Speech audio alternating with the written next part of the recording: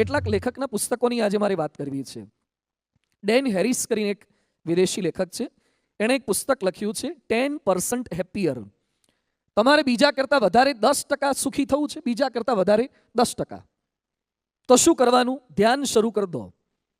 ધ્યાન કરવાનું શરૂ કરો તો બીજા જે સુખી હશે ને, બીજાની જે શાંતિ હશે એના કરતાં 10% તમને વધારે મળશે. બ્રેની બ્રાઉન કરીને એક લેખક છે, એણે એક પુસ્તક લખ્યું છે ધ ગિફ્ટ્સ ઓફ ઇમ્પરફેક્શન.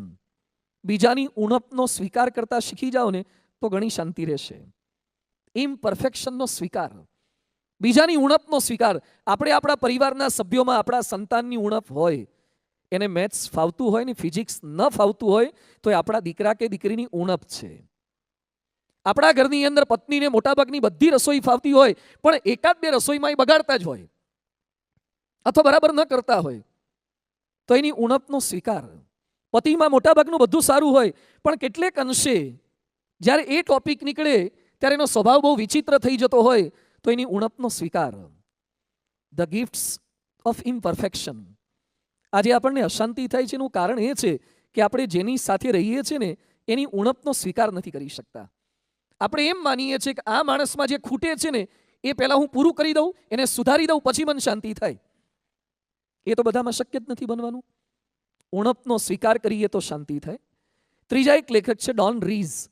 એને પુસ્તક લખ્યું છે ધ 4 એગ્રીમેન્ટ્સ. તમારી ઇમ્યુન સિસ્ટમ મજબૂત કરો. મચ્છરની સંખ્યા તમે ઘટાડી નહીં શકો, તમે તમારી રોગ પ્રતિકારક શક્તિ વધારો. મચ્છરો તમે નહીં ઘટાડી શકો.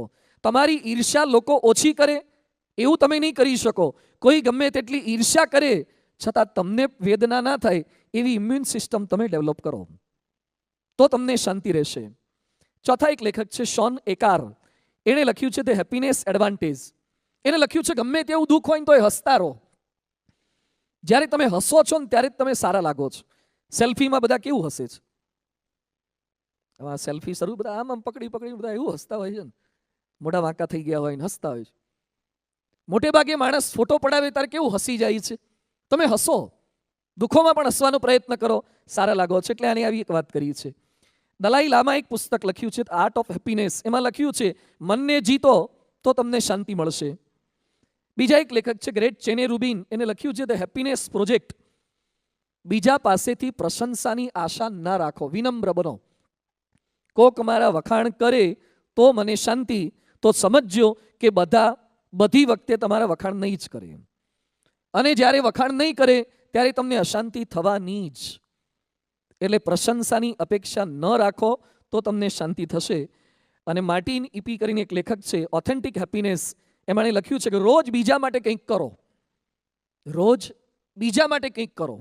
જેમાં તમારો પોતાનો વ્યક્તિગત કંઈ જ લાભ ના હોય એવું બીજા માટે કંઈક કરો તો તમને શાંતિ થશે. આવા ઘણા બધા પુસ્તકો આજકાલ લખાય છે પણ આમાં કેવું છે કે લેખકની પોતાની મર્યાદા છે. લેખકનો પોતાનો વ્યક્તિગત અનુભવ છે. કદાચ એનું વિશાળ વાંચન, સારા વિચારો એને સારું પુસ્તક જન્માવી શકે, ભેટ આપી શકે, પણ કદાચ એ તમામ લોકોની અનુભૂતિ ન પણ હોઈ શકે.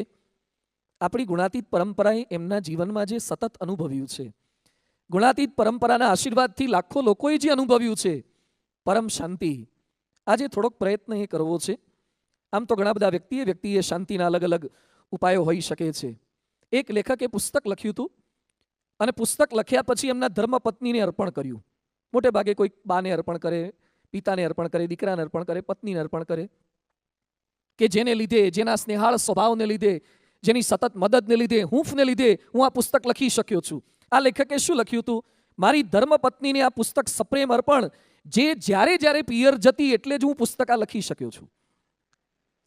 એ જ્યારે પિયર જતી અને મને એટલી નિરાત રહેતી, સારા વિચારો આવતા એટલે હું પુસ્તક લખી શક્યો છું. કેટલાકના પુસ્તકોનું કારણ પત્નીની હાજરી હોય અને કેટલાકના પુસ્તકનું કારણ પત્નીની ગેરહાજરી હોય. વ્યક્તિએ શાંતિ, વ્યક્તિએ અશાંતિ એ અલગ અલગ હોઈ શકે છે. આજે થોડોક પ્રયત્ન કરીએ છીએ. પરમ શાંતિનું પંચામૃત, જેમ મહાપૂજા કરીએ એમાં પંચામૃત હોય છે. પંચામૃત ખાવું ગમે આપણને, પ્રસાદ છે, અલગ અલગ દ્રવ્યો છે, બધા મિષ્ટ બની જાય છે. એમ પંચામૃતથી જેમ ઠાકોરજીને સ્નાન કરાવીએ છીએ એમ આપણે આ પંચામૃત 5 શબ્દો છે. કયા 5 શબ્દો છે?